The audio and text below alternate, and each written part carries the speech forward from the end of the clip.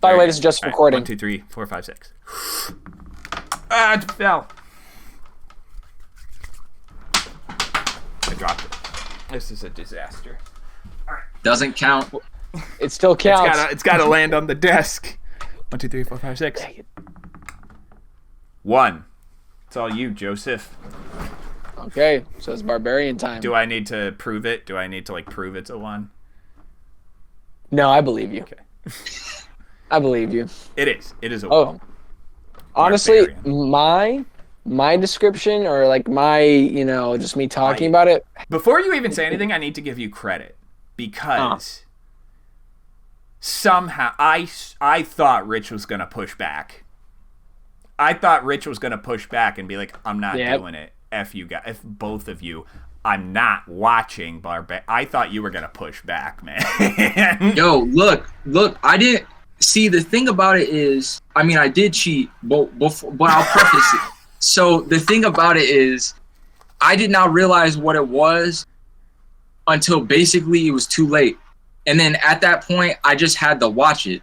Like I had to figure something out because at that point it was getting way too. You were doomed. So, yeah, I was you're doomed. 30 minutes in, and you're like, oh As soon as Bill Skarsgård's in it, you're like, oh dude. When I looked it up, I was like, no, this can't be it. Cause what I was thinking that it was The Northman. I think is what I had it confused with. Nope, and that's a great movie. That's also a 9. So I was like, because I feel like I remember you talking about that a while ago.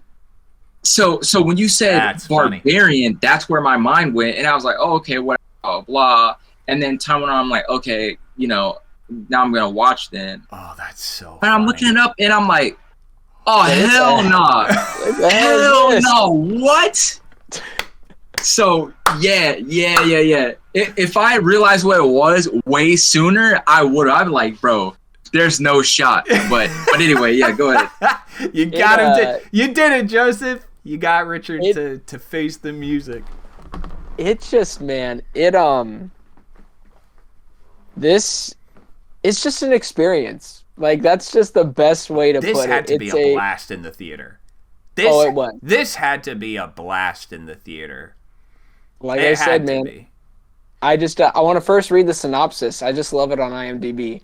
A woman staying at an Airbnb discovers that the house she has rented is not what it seems. To be fair, that's accurate. That is what the movie's about. And I love, it's just so simple. Just the premise itself. This person needs a place to stay, and little does she know, there is something messed up happening below. And I'm a person who, I love all kinds of movies. You'll see me crying during La La Land. You'll see me maybe crying during a movie that Tim's going to talk about. But either way, I'm a person who sees so many different films, and I appreciate so many different genres. And once in a while, I like a movie to just punch me right in the stomach and knock me out of my feet in so many different perspectives, with comedy, with story. But this one just has the horror feel.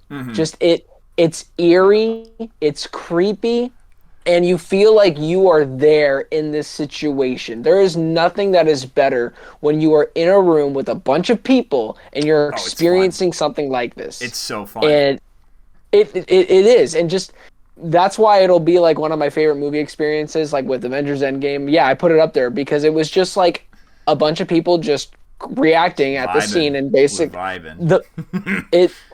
and it's the moment where you see that naked, creepy, raggedy. Oh, I want to say so many bad words, but I'm trying to be better with my tongue. I got you. Old woman. We all know that just. Rich, I want to know, Rich, if there's a number, how many times did you jump? Yo, look, man, that's what I'm saying. I had to cheat, dog. I had to pull the covers up. I had to slice stuff up, bro, because for me, yo, okay, so to everyone who is listening to this or watching this that has no idea, you haven't seen or heard me talk, I hate horror. things scare me very easily. If you look at the horror shorts episode, yeah, at the horror shorts, like literally, like, so when I was showing my wife, like, it was funny watching back how many times I just kept looking over my shoulder. I kept looking everywhere. Oh, you watched the episode with your wife? That's fun. Yes, and I was like looking everywhere. It's hilarious. Like, I'd be in the middle of talking, I'm like, yeah, you know, and when blah, blah, I don't even know if you guys realized it when I didn't, but I just remember you getting up being like, every light in the house just came on. Nope. Oh, nope, yeah. I don't do this. I don't do this. I just don't. Yeah, she was out of town, so I was screwed. So yeah, like the scary stuff is not for me. And like when I Googled it and I saw the little bit that I saw as far as like the poster, and I saw those trailers, I was like, oh yeah, this is crazy. This is insane. So for me, I'm like, I have to, and also if you all heard the I guess the first official podcast that we did, my approach to ingesting media, I'm gonna do whatever I want to do. Play it from the beginning, play it from the end, skip around, pause, walk around, skip 3 seasons in. I'm gonna do whatever it is. Movie. Yeah, exactly. Miss the entire movie. So it's like, so for me, I'm gonna do whatever way I can to kill that feeling of like something is like, okay, I understand. Into my soul. I'm gonna find some sort of way to like try to do that. And so, dude, when I say like just that every aspect of that movie is just so, and I mean, yeah, the thing about, well, you asked me a very basic thing. I'm cutting into Jack talking about no, I just wanted a number. Man. I just wanted to know how many times he jumped. That's all. I just wanted a number. That's all I wanted. Well, I mean, I think the reason I'm having such a tough time with numbers is because infinity isn't a number. So I don't quite know. I don't know what number to tell you. The just entire like thing was a jump over scare. You the whole time. Yeah. The concept itself was a jump scare to me. Oh, so gosh.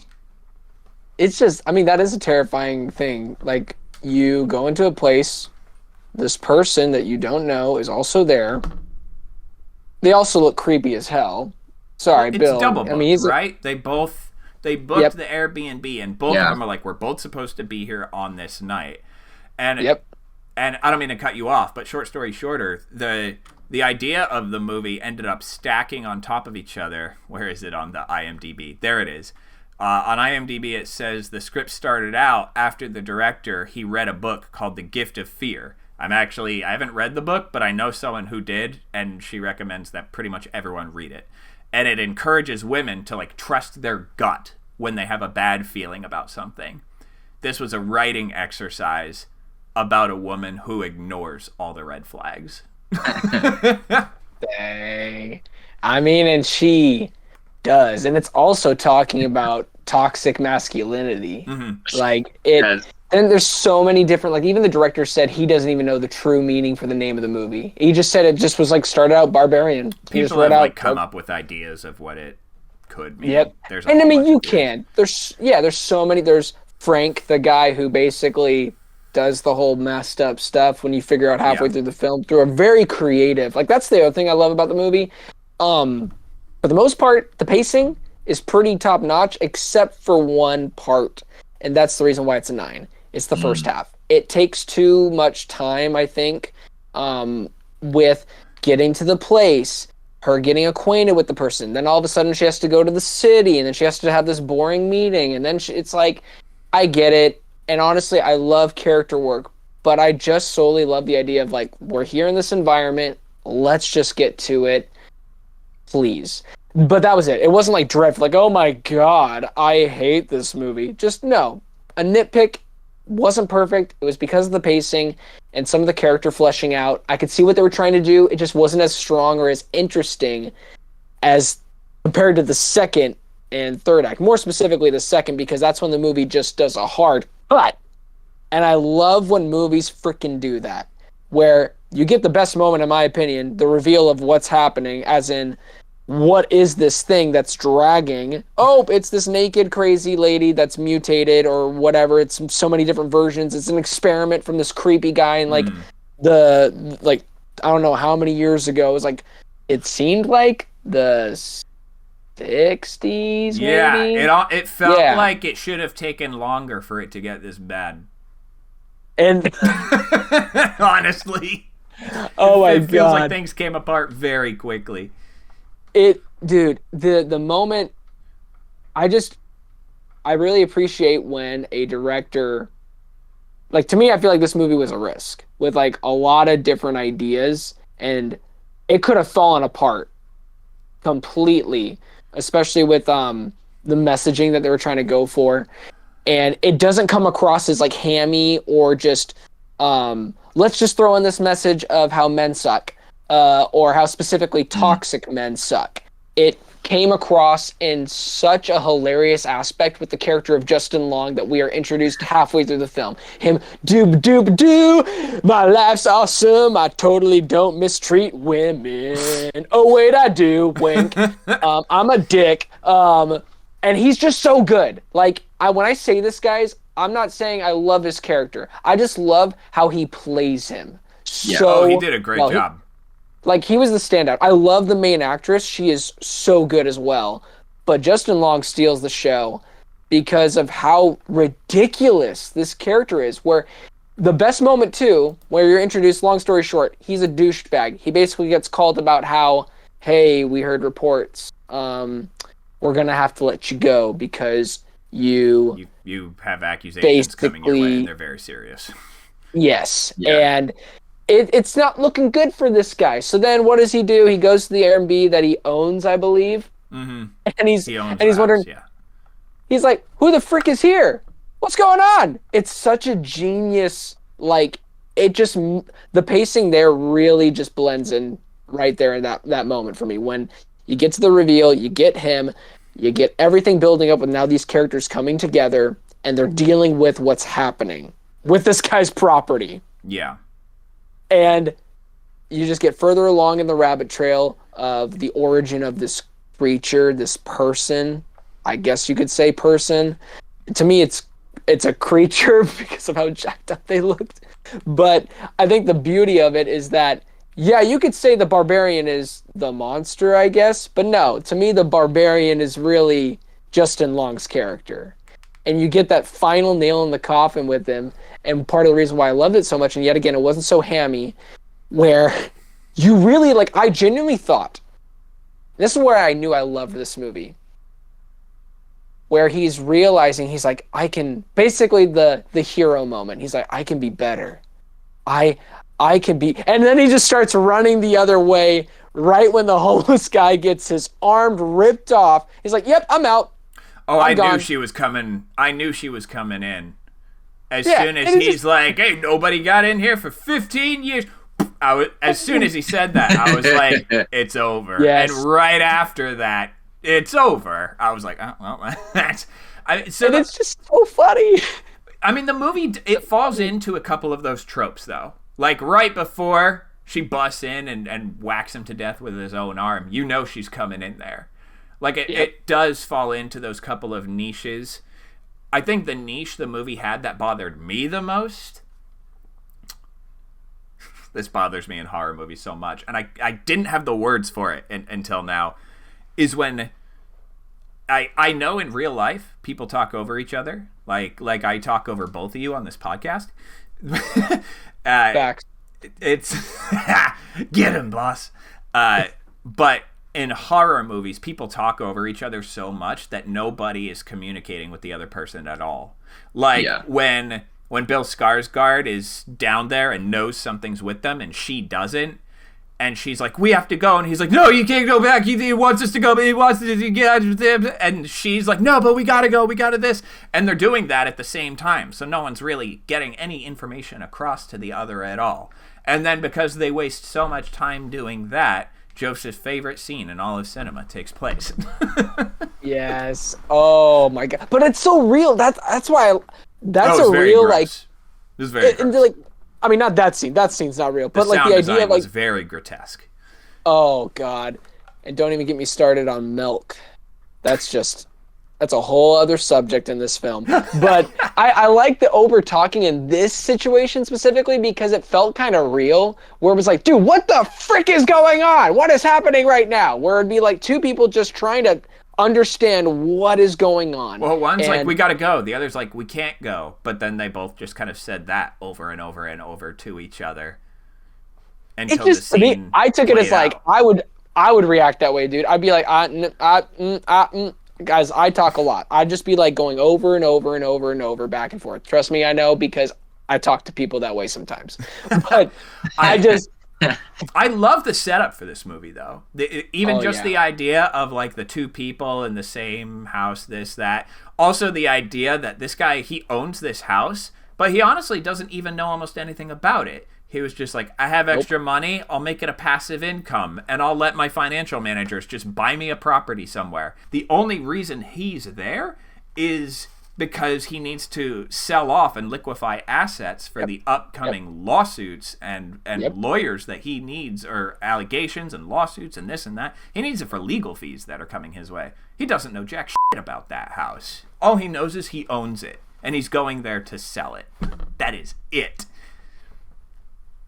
Which leads to my second favorite scene of the film, where, like I said before, he almost has like this scene of redemption, where it's like, almost, maybe, like, yeah, like, where I'm like, and he I get throws it right out the damn window. And that's what I loved about it, because I'm like, oh, this is so genius. They're gonna like, figure out a way for him to like build up from. He's gonna realize he's been the dick the whole time. That what he did was wrong, and you know what? There's a thing called forgiveness. There's a thing where people can move forward, still get punishment, still have to pay for the wrongs that they do, but they get to be forgiven and move forward in life. Nope. No. He's a piece of garbage. And he's like, don't worry, I'll buy time. Best, like, when he oh my throws god, her off the water tower. And then the funniest scene that I don't know if it was intentional, but honestly I'm gonna say it was, because people were reacting like it was funny, where you see her go down when she jumps off the tower. It looked a little goofy. Yeah, I was like, that I feel like that was intentionally goofy, and I love it. The mother's gonna save him. And I mean, the movie plays with you a little bit, because it Justin Long's character seems like he's blindsided by the notion that this woman is saying that she was assaulted by him. And eventually there's a scene where he's like wasted in a bar, and his best friend is like be real with me, tell me what happened. And he gives like essentially like a half-hearted version of the story. And then when he throws her off the tower, you were like, yeah, he assaulted her. No question. No question. Mm-hmm. He assaulted her. Because because you realize what this character is able to tell himself as he does something that is so blatantly heinous, that leaves no room for interpretation of his intent of self-preservation. Yeah, it just throws in a loop. And it builds upon all these introductions with these characters, and I felt like it ended in such a way where it was like truly kind of horrible. Like in a real life scenario, if this were to happen, this was like terrible. But obviously in our viewer experience, it's kind of hilarious because of the way the actors are portraying their characters and their mannerisms, and the build up to how his character ends. I loved. It was brutal how he died. Oh, it was nasty. It was so nasty. It was like a Game of Thrones level of eye violence. And I ate it up. But just, I think even, and that's the thing, like the whole idea of toxic masculinity, the sexual abuse, and not being aware of certain red flags, I guess, on the girl's side. Right. It flowed in a way where, like I said, it could have just come across as something that was very cheap, or the director didn't really fully know how to execute the ideas that he was going for. I think for the most part, I think he executed them well enough where it wasn't like, hey, like how you said in the Rush Hour talk, where it's like just in your face, like it's blatantly in your face. The undertones, I think, were there to complement the film rather than distract. Because one thing that I love and hate about movies is messages. What I mean by that is sometimes they can be so forced, and you are eye rolling like every single scene. It's like, oh, I wonder what this movie's about. And with this one, to me, I'm not saying it's like the greatest like way of displaying themes and messages within the story and not being distracting. No, but for what it was, for the genre, I think that's the reason why I was so impressed. For the genre and how it flowed in with comedy and the themes, it was very natural. It took more care about the craftsmanship of the film and the story, and what served both of those things was the message, not the story serving the message. I believe it should be the message serving the story, because what happens is these writers go in, they'll make their story, and they'll have the message just trump everything. Yeah. And I think that's been an issue with Hollywood, especially in the last decade, where sometimes people make fun of the Oscars because it's like, oh, I wonder why they loved that movie. I wonder what they were talking about in that movie. It's almost kind of like you make a certain topic for an Oscar film, you're going to win the Oscar for this topic, probably.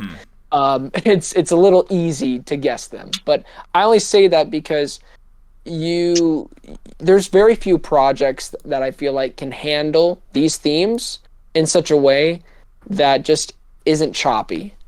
So I think that's pretty much my you're right. I don't think it felt forced. I thought it was well done. And you're talking about quote unquote the scene, but you haven't said what it is yet. So I kind of want to let you have your moment here. Oh, I thought I briefly mentioned it with the naked girl. Kinda. So and then we can talk into detail of who wants to get more into it, but I'll give the basic gist. Basically, the Airbnb, the guy doesn't know really what's going on. The girl doesn't know what's going on. The other guy doesn't know what's going on. They go downstairs in this creepy basement, and then all of a sudden there's like this rope that they can pull, opens the door. They go in further. To the left, there's a room with a video camera and a bed that has a lot of stains. Yeah, blood stains. It's nasty. No sheets. Yep. Other stains too. I won't say what, but you'll know what I mean besides blood. And here's the other thing that gets creepy. You think it just ends there. Nope. There's another door. And it goes deeper and deeper and deeper. Pretty much she hears the screaming, and it's Bill Skarsgård's character. She's wondering what's going on. And this is right around the 40-minute mark, at the halfway point. It's at the end of the first act. Then we get introduced to Justin Long right before this, or right after this. But she hears him, he comes crawling to her, and then you see it. This, basically, I'm trying to figure out the wording for it. I'm looking at it right now. It's this. I'm scrolling through the movie. I guess the only word that comes to my mind is a mutated woman that is super tall, like probably 7 feet. She's a product of multi-generational incest. Yes. So she is incest. That was the word I was trying to figure out. She's far from normal. Yeah, and she can maybe say the only words that she can say is baby. I think she has maternal instincts. Baby. Yeah, and her biggest thing is she really wants. So yeah, essentially, the naked incest baby woman kills Bill Skarsgård. Kills Bill Skarsgård in a terrible way. Jump cut to Justin Long. Justin Long gets there and obviously meets the girl and the other girl. and they're trying to live. That's like the basic gist of the film. They're trying to get out of here. They're stuck with this crazy, crazy, and also tragically sad woman. Like at the end of the day, like at the she's end of just the fending day, for herself. her story is genuinely sad. She's a prisoner. Yeah, and then also later on in the film, you see her papa, Frank, who is dying, I guess, and somehow has still been able to live for I don't know how long in the condition that he's been in. Just no idea. That was one thing that was very interesting, but I kind of like let it go. I was like, you know what? It's fine. This guy obviously seems very well prepared. He obviously seems like he knew what he was doing. So I guess I can buy into this guy just kind of secluding himself down here forever with whatever rations or whatever. But yeah, it's just this movie about this messed up situation with this woman who has been a part of a lot of jacked up situations with this guy, Frank, who would go in and kidnap women and would have his way. And this is the part where I won't be like laughing, obviously, because it's a very serious subject. But it's like things like that, where me just saying that and me laughing like 5 minutes ago, where I forget the director's name. I think it's Zach. Really, or hang on, I'm trying to remember. Kreger. Yep, Zach Kreger. He finds a way to handle that kind of subject and still pay a bit of honor without taking away the seriousness of what is going on. He showed enough to not be unnecessarily gratuitous. Yeah, and then he can be at times, but in a way that is adding to the story, adding to the humor, and adding to the dramatic tension and situation for these two characters. Sadly 3, but obviously Bill died halfway through the film. But yeah, it I think to me that was my favorite moment in the movie, with the sheer shock of, what is that? That is like what people were saying out loud, like, what the is that? And then hard cut to Justin Long. Later on you figure out the terrible situation that this woman that we all think is the Barbarian, obviously not. Some people could see it that way. But I loved it. I loved the concept. I loved the execution. To me, it's a 9 out of 10. Yeah, the pacing was a bit off in the first 30 minutes. It takes literally 30 minutes till she opens the door. I checked the time code. It was, 30 minutes where she goes downstairs and the plot really starts to get moving.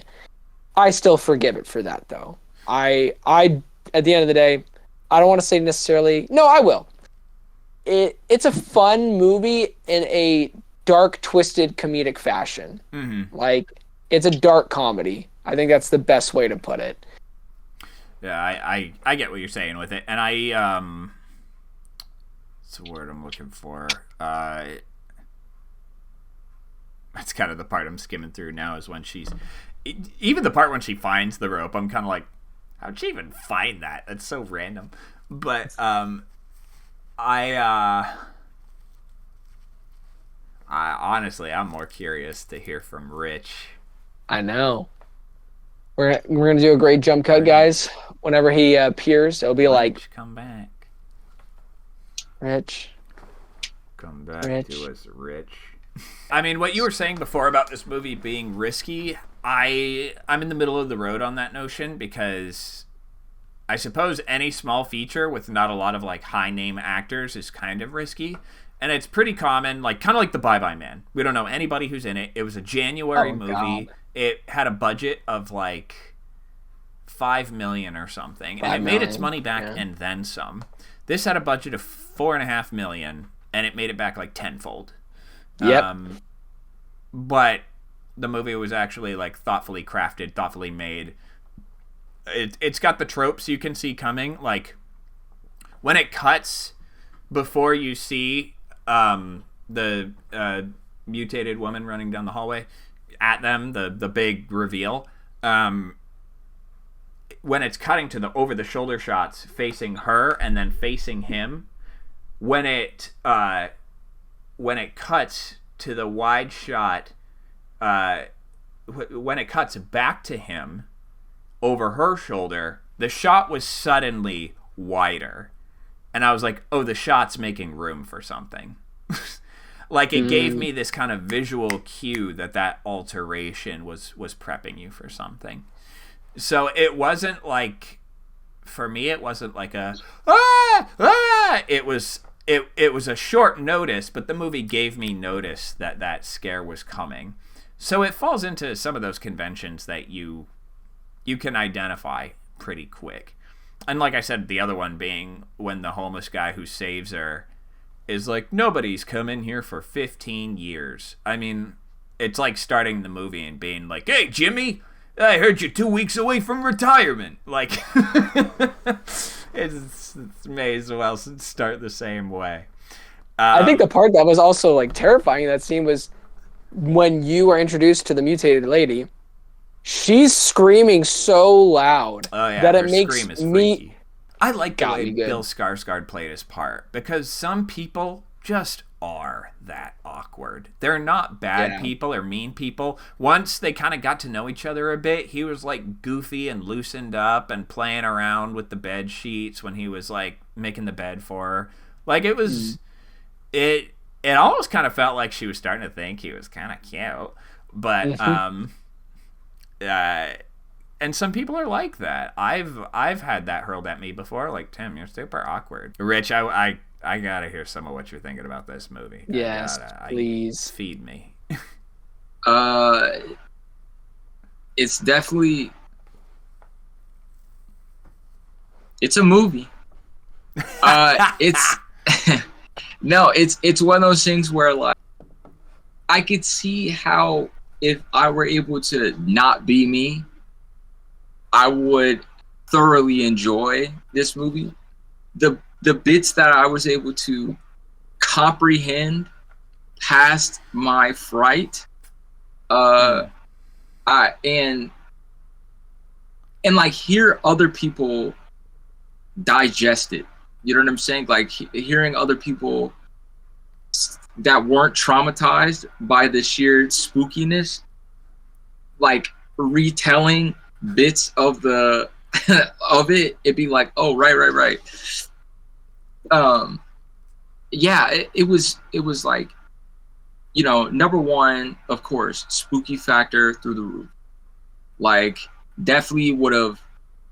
It's definitely one of those things where I just see the first few seconds of a trailer and I'm like, oh yeah, I thank you for showing me this trailer, because I'm never gonna watch it. Like, I'm never gonna watch this. I hope they all make a ton of money, but there's no shot I'm watching this. And so that was definitely there. Characters, like you were saying, right? Like, now I already forgot his name. Jake Long. I think I'm thinking of a Disney Channel show. Oh, Justin Long. There we go. There you go. Jake Long, the some guy named Jake Dragon. Dragon. Yeah, something like that. There it is. Yeah, that's funny. But yeah,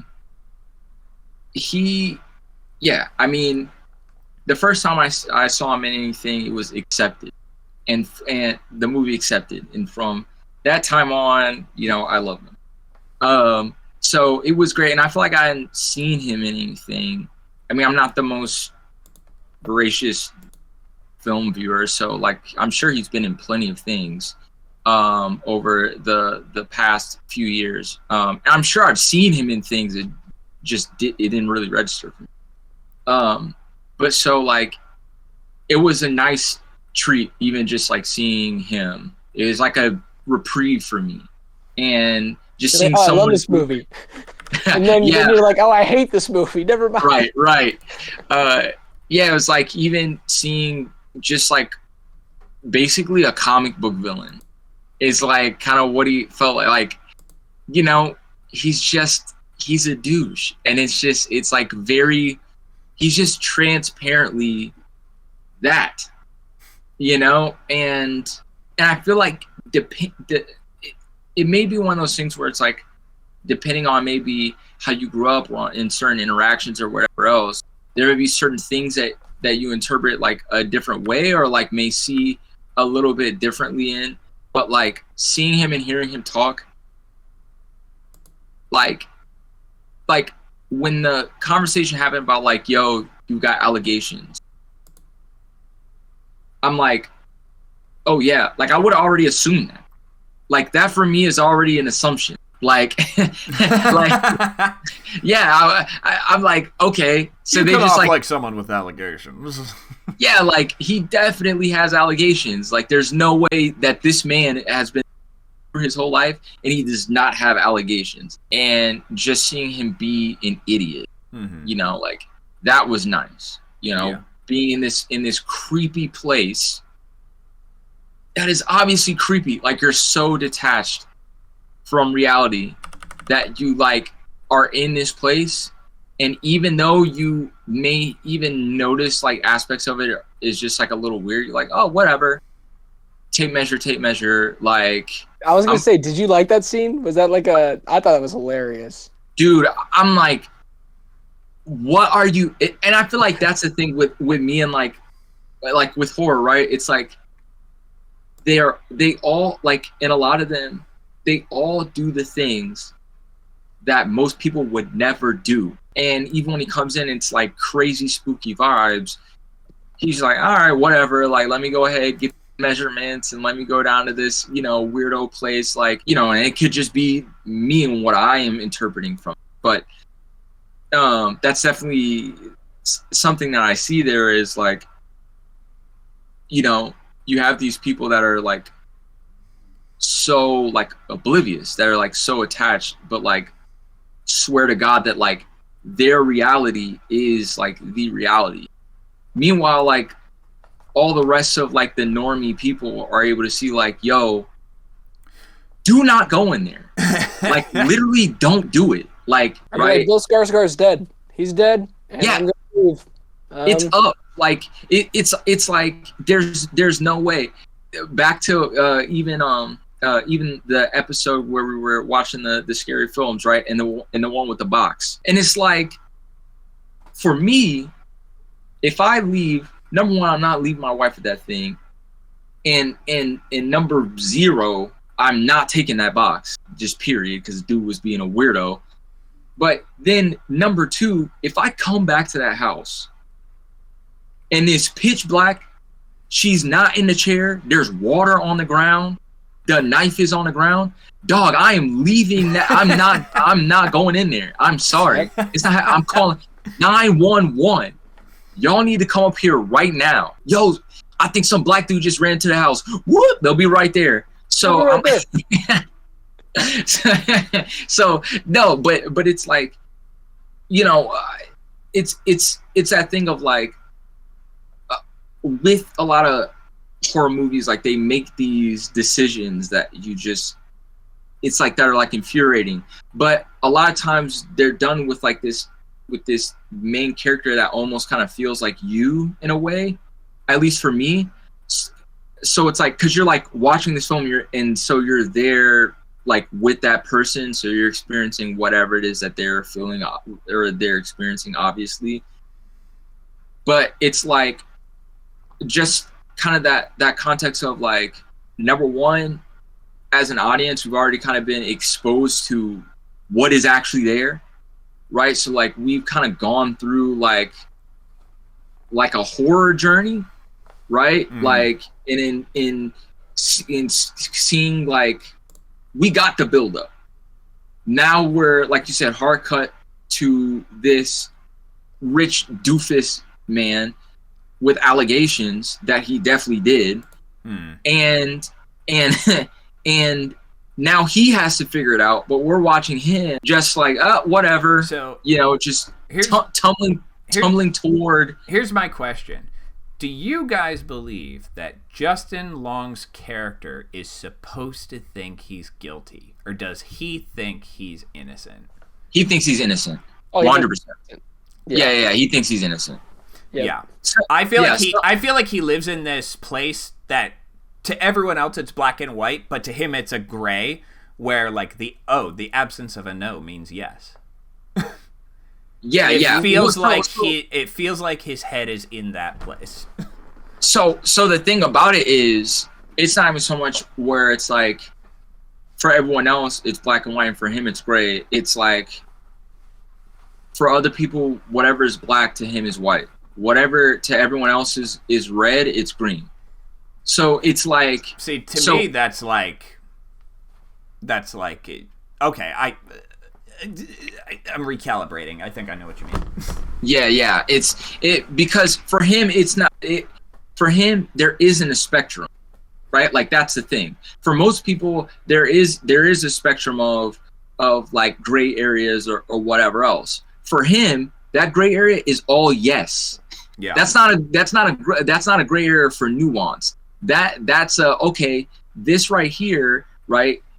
These two things are predefined. Let's say he's like the black here is no, over here is white, and then there's gray. Yeah. For most people, that gray is like, okay, we gotta figure some things out, right? Like, oh, there's something I maybe missed about this consensual thing or whatever. That's my bad. I overstepped my bounds, or maybe it was in the opposite direction, whatever. No. This side over here, yes. This side over here, no. This side, the middle part is a place where we can like explore and try to understand. For him, this is yes. All the way to here is yes. Yeah, that's all yes to him. Yeah. and people like him, that's what it is. And those those are the people that do those kinds of things. Yeah. And that then are like super indignant, like, yo, what are they even saying? Like, everything is a witch hunt. Like everything is a this. Everything is a that. Like I don't even know what they're talking about. Yeah, and it's like, no, dog. Like you did what they said you did. Yeah. Like whether or not you want to acknowledge that because you don't understand that, because you're not like socially aware like that, right? Like that's not the rest of the world's problem. That's now your problem.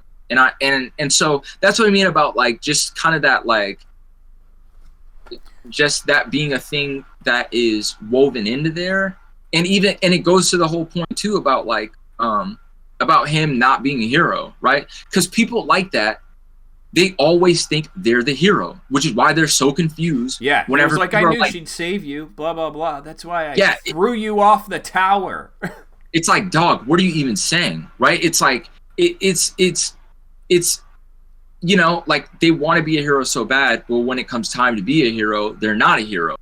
But in their mind, they're still the hero, right? Yeah. Like they can never lose. They can't lose. Yeah. And the only time they lose is when it's convenient for them, right? Like everyone is getting up on me, everyone is canceling me, right? Like that's when then they're the loser, right? Is when it's now convenient for them. But when it comes time to actually be a hero and say like, yo, I forked up, my bad, like I didn't understand or whatever else, or I was stuck in another way of thinking, like I totally understand now. Just being like, yo, I hear what you're saying. I don't care. Like, I just don't believe the same thing you believe, and it's going to be what it is, and I'm just a villain. Yeah. Like, either of those things, but it's like they live in an area of like delusion and of like self-obsession.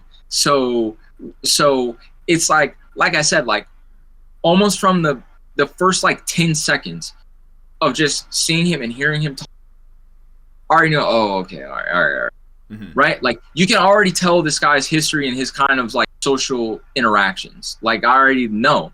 So then it's like when you find out more things in the conversation, like, oh, okay, yeah, that makes sense. That makes sense. He has allegations. That makes sense that he doesn't believe that any of this stuff is real. It was just a misunderstanding. Like, isn't it funny how like all these things are always just misunderstandings? It's like, how is that possible? Like, how is that the case? I can almost guarantee it's not the case. It's not the case that it's just a misunderstanding. And by the end of the movie, I'm also not only like, he did it, I'm also like, he did it more than once. Yeah, he's done it his whole life. That's why he was confused. Other people before too. That's the thing. Yep. That's why these people are a lot of times like confused, because no one said anything before. Like they haven't faced backlash before. Yeah. And that's when it's like when we have situations like a Me Too movement, right? Things like that happen when things start coming out. People are like, well, where were all of you before? It's like, dog, my job was on the line. When my job is on the line, my family's on the line. I'm on the line, right? It's like all these other kinds of things. But when it's like when you can finally start to get momentum and it's actually safe to get things out, you know what I'm saying? And it's not like in those moments things weren't said. It just didn't matter, right? Because these people are in their own world, and they're in a basically a hug box where people are going to allow them to keep being what they are and keep doing what they're doing. The whole P. Diddy situation, which I know there's a whole bunch of people in the world that don't know who that is and they have no idea what's going on with that, but in a certain culture he's huge, right? Like he's huge. And so but yeah, it's like a thing with that, right? A billionaire, he's had a lot of wild accusations for a long time. And a lot of people like in this community like have known this dude was a weirdo for a long time. We're not at all confused. And finally, now that it seems like he's going down, everyone's like, yeah, okay, I knew it. I called it. Yeah, yeah, exactly. No one is surprised about everything that's going on. Everyone is just having a great time with the memes because it's like, finally, all the receipts are coming together and this weirdo dude is getting taken down. But it's like, you know, it's that thing. Like a lot of times, because of their personality type, they're able to go far because they have this they're caught up in this self-delusion.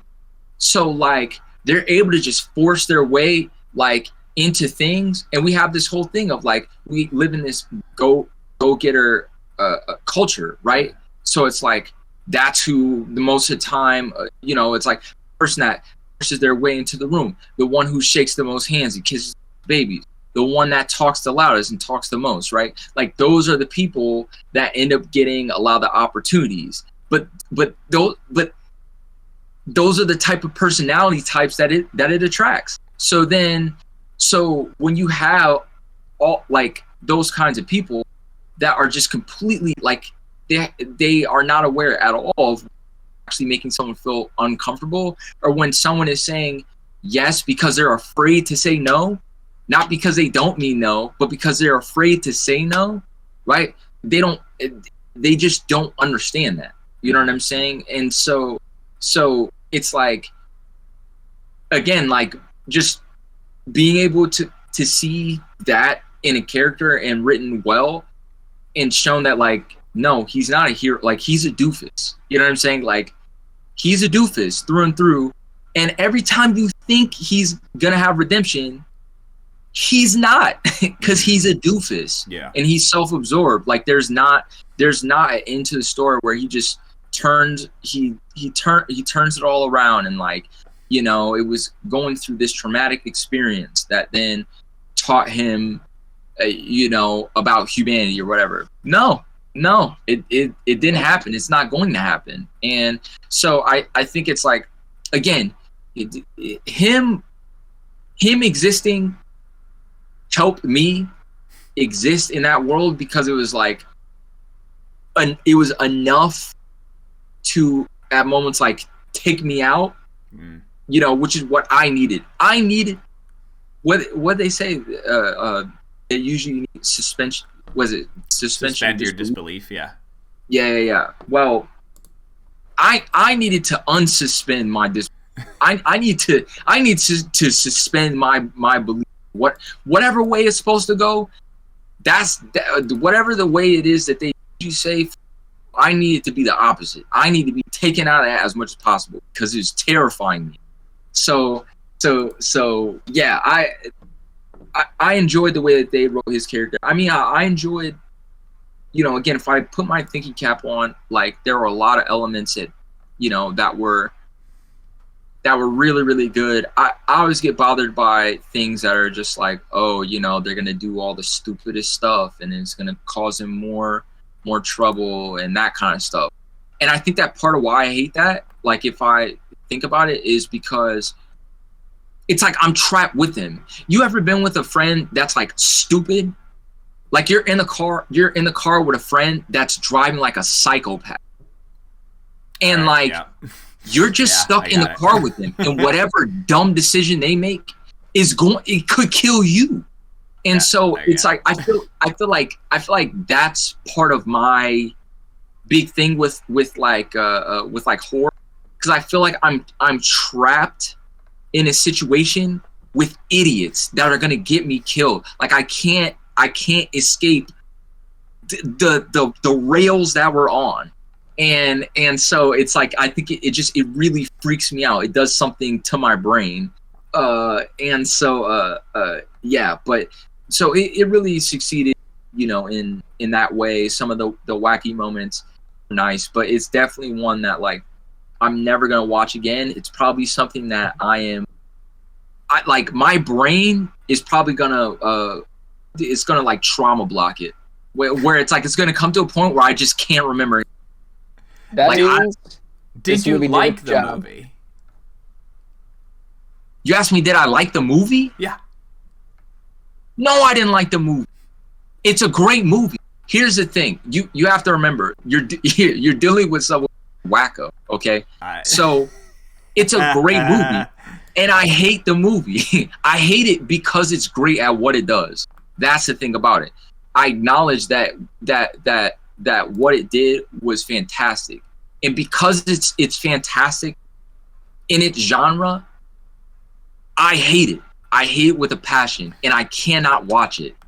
Like I got more horror movies for you coming know what I'm up. saying? Yeah. Oh my god. Every time, dude. Like even yeah. I haven't seen like any like the classic. I recommend you should look up Talk to Me. Oh, you guys were talking about that one before, right? That one, you think Barbarian's scary? Talk to Me, you would not be talking to us for a month straight, probably. You'd be so mad at Joseph for recommending it. That was a movie made by like a group of YouTubers or something. Yeah. And the writer and director, he wrote, I guess, this crazy script that like immediately, I forgot what studio was like, we want this. And it said, rumored that it was like pitched to Pedro Pascal, Josh Brolin, and they like just did a synopsis release. It's basically about how these high school students are getting like, not getting kidnapped. It just says they're disappearing. And it's the same guy behind this. And if it has Pedro, I'm already in. Josh Brolin, I'm in. But the dude, that dude, like, he's gonna go far if he keeps on making these really horrifying concepts that are trying to find topics that can be either relatable or just something that is kind of haunting to behold. And he finds a way to blend in comedy. Like, that seems like looking at his track record of things that he's been a part of in a comedic approach, and now with horror, this could be the start of him trying to do more projects in that kind of vein. Which, I mean, I'm getting excited for. I don't know about Richard. Yeah, but that means no when that shot. movie comes out, when that comes out, I'm going to recommend that one too. It's called Weapons, by the way, if you want to look up, anything about it, Richard. It's called Weapons. Dude, if when I'm reading on a website, when I'm reading words on Wikipedia and I'm getting scared, nope. I can't. Bro, that's yo, I'm telling you, because I'm in my house right now. It's dark in here, so I can have the light. My wife is right there. Bro, already talk about this stuff. It's got me scared. I want to get up and turn all these lights on. Like, I can't. Scary stuff and me do not mix. The closest thing that I've been able to do is was The Pope's Exorcist. I don't know why that movie was a movie that like I could just do and I could really enjoy. I think it's because I just really like Russell Crowe. I don't know why I have such a deep love for Russell Crowe. I don't know where that comes from, but I just do. I just love them. Oh, so, dude, I just saw him in American Gangster for the first time. Yeah. Great movie with Denzel.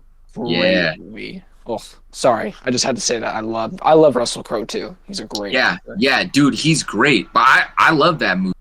And it's one of those movies where I'm like, yeah, I'd probably watch it again. It has like humor in it and that kind of stuff, but it has that, yeah, like horror stuff with just spooky stuff. I don't even really want to think about it, to be honest. But yeah, that's probably the closest I've gotten, and that's like light. I already know that's like light horror. Oh, it is. Yeah, like like, it's more pop than anything. Oh, that's a good way of putting it. It is pop horror. That's an interesting way of putting it. Yeah, I liked the movie, but it's not a movie where I'm gonna be like, oh man, you've gotta see. It doesn't. Oh yeah, no. But I can see how this movie would be like a total blast to watch in a packed theater. I totally get it. I totally see it. It's got a couple plot holes that don't make sense. Like later when Justin Long's character finds the dress, and it's the dress that belonged to the woman in the flashback who's from like the 50s or 60s. You're like, oh, it took all of like 45 to 50 years to inbreed to such a degree that this woman that runs around naked under the house smashing people's heads into rock walls and who can't speak, who can't think, who can't function, like it almost just kind of felt like it should have taken a lot longer. It should have taken, I think, more inbreeding to kind of hit that point. That being said, though, it was interesting to me. I think one of the interesting things about Justin Long's character is even though he lives in a place where black is white, white is black, red is green, green is red, he clearly does a lot of deplorable things. When he's presented and met with the heinous, when he finds those tapes and sees what this guy's been doing, it is not gray to him. It is not gray. It is pure evil. He's like, what the is wrong with you? And it's probably it's the first time in some way that the character is kind of been outside of his own head. He sees a reflection. He sees an evil reflection of himself. Yes. He's seeing what the I don't know if I'm picking the right word, unmitigated, like just like the purest, most evil form of what he is. And when it boils down to it, no, he was not a good person, and so he got his head split open at the end of the movie. It was glorious. Rich is like, I skipped that part. I didn't watch it. Yeah. Now here's the thing. Did you skip parts completely? I bet he did. Yeah. Oh yeah. Yeah, I had to. When he said skimming and skipping, I was like, this dude literally was Did you see when he died at the end? That trauma blocking is already, it's in effect. Did I? I don't know. Would you like for me to describe it to you? When I no, I just pull up the scene on YouTube. Yeah, right. Well, I know when I went back to hear other people talk about it, so I could get the gaps filled in of the things I might have skipped or like that I was actively dumping while watching. So, Richard watched 2.3 movies for this podcast. Yes. Yeah. I did hear about it and how gruesome it was. Definitely not for me. I think that's another thing too, is I am not a gore person. I'm not. Mm-hmm. Like, I'm not a gore person. I'm not a huge, like, the movie wasn't super gory. Death person. I don't know if I sound like crazy. I'm not a. To me, well, I'll give you that, right? Like, I'll give you that, compared to what it potentially could have been, right? Like, Yeah. no, there are way gorier things. I think that like is more so just gross and like grotesque, which is another thing for me, not like too keen on, which again is why the whole thing is. But yeah, so like when it comes to certain things in movies, even in like action movies now, like when I was younger, that like blood and killing all that stuff, it didn't bother me. Like I was very into action movies and all that kind of stuff, right? And I don't know what it's been. I would have thought that it would be the opposite. Like when I get older, I get more callous to it. But it's been the opposite. Like the older that I've gotten, and I don't know if it's been something about like getting married, having a cat or whatever, like, you know, seeing people in my life getting old, like learning more about like tragedies and like the finality of death, so on and so forth. That has like it's rewired things in my brain to where now like I just don't like seeing it, you know, like you know, and that's not to mean like, oh, when you're watching like Jason Bourne or something shooting a bunch of feds or whatever, that it's like, oh, I can't watch this movie. Not in that, but where it's like, you know, I'm seeing someone's skull get cracked or you know, just the life getting choked out of someone or someone stabbed, or it's just very physically uncomfortable. Even just like hearing about it, I'm like, that is not